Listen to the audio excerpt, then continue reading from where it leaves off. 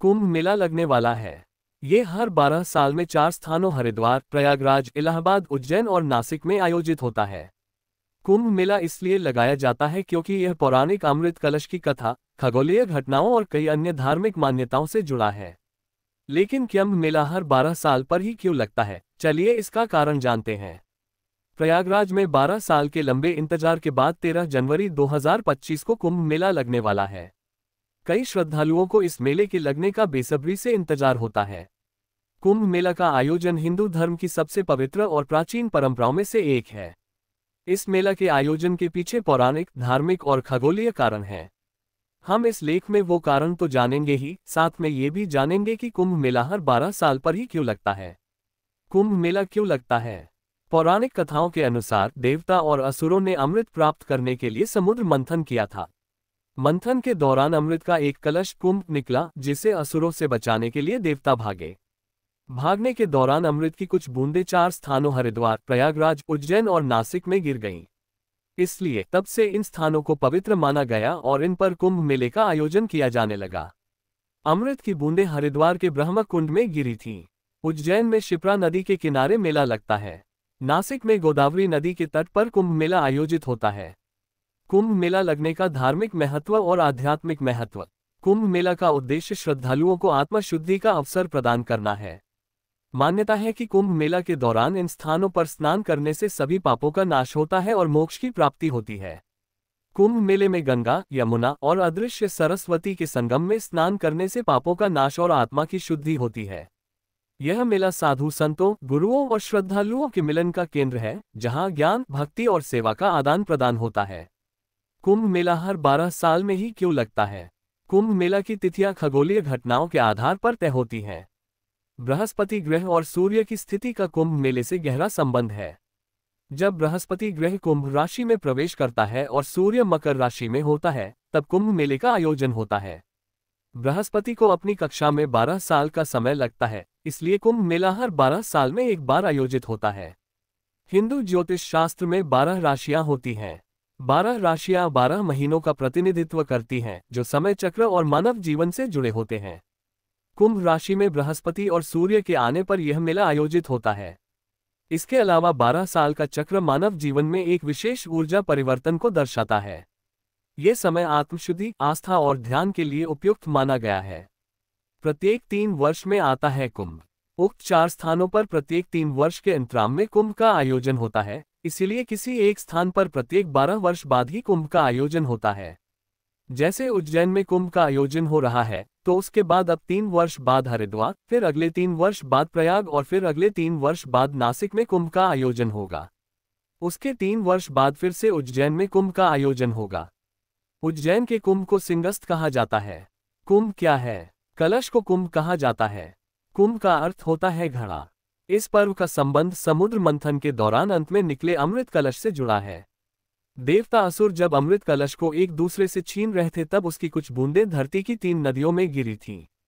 जहां जब ये बूंदें गिरी थी, उस स्थान पर तब कुंभ का आयोजन होता है। उन 3 नदियों के नाम है गंगा, गोदावरी और क्षिप्रा। अर्धकुंभ क्या है? अर्ध का अर्थ है आधा। हरिद्वार और प्रयाग में 2 कुंभ पर्वों के बीच 6 वर्ष के अंतराल में अर्धकुंभ का आयोजन होता है। पौराणिक ग्रंथों में भी कुंभ एवं अर्धकुंभ के आयोजन को लेकर ज्योतिषीय विश्लेषण उपलब्ध है। कुंभ पर्व हर 3 साल के अंतराल पर हरिद्वार से शुरू होता है। हरिद्वार के बाद कुंभ पर्व प्रयाग, नासिक और उज्जैन में मनाया जाता है। प्रयाग और हरिद्वार में मनाए जाने वाले कुंभ पर्व में एवं प्रयाग और नासिक में मनाए जाने वाले कुंभ पर्व के बीच में 3 सालों का अंतर होता है। यहाँ माघ मेला संगम पर आयोजित एक वार्षिक समारोह है। सिंगस्त क्या है? सिंगस्त का संबंध सिंह राशि से है। सिंह राशि में बृहस्पति एवं मेष राशि में सूर्य का प्रवेश होने पर उज्जैन में कुंभ का आयोजन होता है। इसके अलावा सिंह राशि में बृहस्पति के प्रवेश होने पर कुंभ पर्व का आयोजन गोदावरी के तट पर नासिक में होता है। इसे महाकुंभ भी कहते हैं, क्योंकि यह योग 12 वर्ष बाद ही आता है।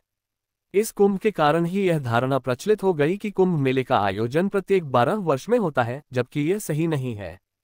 कुंभ का पर्व इन 4 जगहों पर। 1. हरिद्वार में कुंभ। हरिद्वार का संबंध मेष राशि से है।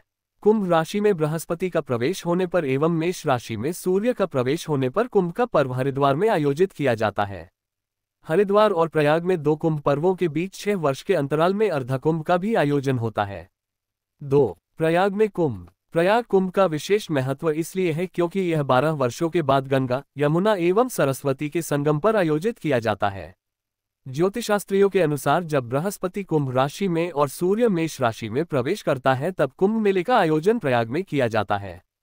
अन्य मान्यता अनुसार मेष राशि के चक्र में बृहस्पति एवं सूर्य और चंद्र के मकर राशि में प्रवेश करने पर अमावस्या के दिन कुंभ का पर्व प्रयाग में आयोजित किया जाता है। एक अन्य गणना के अनुसार मकर राशि में सूर्य का एवं वृष राशि में बृहस्पति का प्रवेश होने पर कुंभ पर्व प्रयाग में आयोजित होता है। 3. नासिक में कुंभ। 12 वर्षों में एक बार सिंहस्थ कुंभ मेला नासिक एवं त्रयंबकेश्वर में आयोजित होता है। सिंह राशि में बृहस्पति के प्रवेश होने पर कुंभ पर्व गोदावरी के तट पर नासिक में होता है। अमावस्या के दिन बृहस्पति, सूर्य एवं चंद्र के कर्क राशि में प्रवेश होने पर भी कुंभ पर्व गोदावरी तट पर आयोजित होता है। 4. उज्जैन में कुंभ। सिंह राशि में बृहस्पति एवं मेष राशि में सूर्य का प्रवेश होने पर यह पर्व उज्जैन में होता है। इसके अलावा कार्तिक अमावस्या के दिन सूर्य और चंद्र के साथ होने पर एवं बृहस्पति के तुला राशि में प्रवेश होने पर मोक्षदायक कुंभ उज्जैन में आयोजित होता है।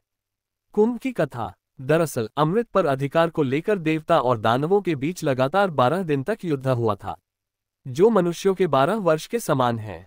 अतएव कुंभ भी 12 होते हैं। उनमें से 4 कुंभ पृथ्वी पर होते हैं और 8 कुंभ देवलोक में होते हैं। समुद्र मंथन की कथा में कहा गया है कि कुंभ पर्व का सीधा संबंध तारों से है।